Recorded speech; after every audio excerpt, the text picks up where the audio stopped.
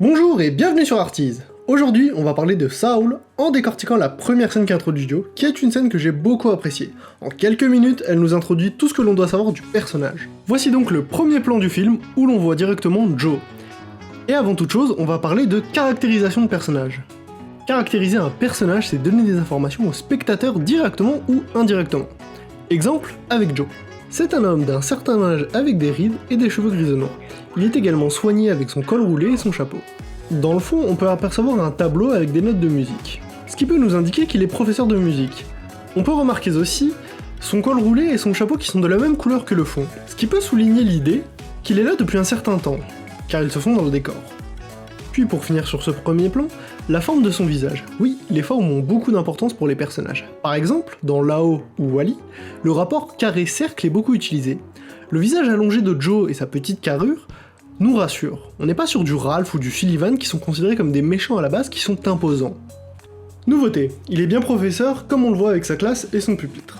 On sait que ça se passe aux États-Unis, puis nouvel élément introduit avec l'avion papier qui passe, une classe distraite.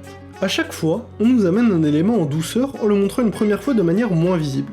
Exemple, une thématique qui va être abordée dans le film plus tard, est ce qu'on appelle en français la zone, ou flow. Les fans de Kuroko Basket savent de quoi il s'agit. C'est un état total de concentration qui se met au service d'un objectif. Cet enchaînement de plans avec son élève nous l'illustre brièvement.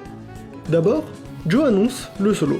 La soliste se lance, acquiescement, plan plus serré, elle ferme les yeux et rentre dans la zone. Ensuite, elle est partie.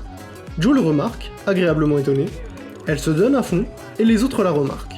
Joe est content, la soliste rouvre les yeux, parce que les autres rigolent. Elle ressort de la zone, plan plus large, elle n'y est plus. Joe va défendre son élève. Après que l'on ait pu voir un rapport aux autres, on va maintenant plus en savoir sur lui. Il commence par expliquer dans quel état de grâce était son élève, pour faire une transition sur lui-même. On apprend que sa passion vient de son père, qu'il a de l'expérience, et qu'il sait captiver ses élèves. Lui aussi ferme les yeux, pour entrer dans cet état de grâce, sa passion profonde. Et c'est à ce moment-là qu'il captive ses élèves. Lorsqu'il cherche un acquiescement de la part de son élève, il est déçu.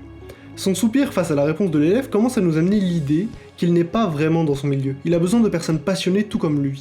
Vient l'échange avec la directrice. Encore une fois, on le voit à l'aise aussi bien avec les élèves qu'avec ses collègues.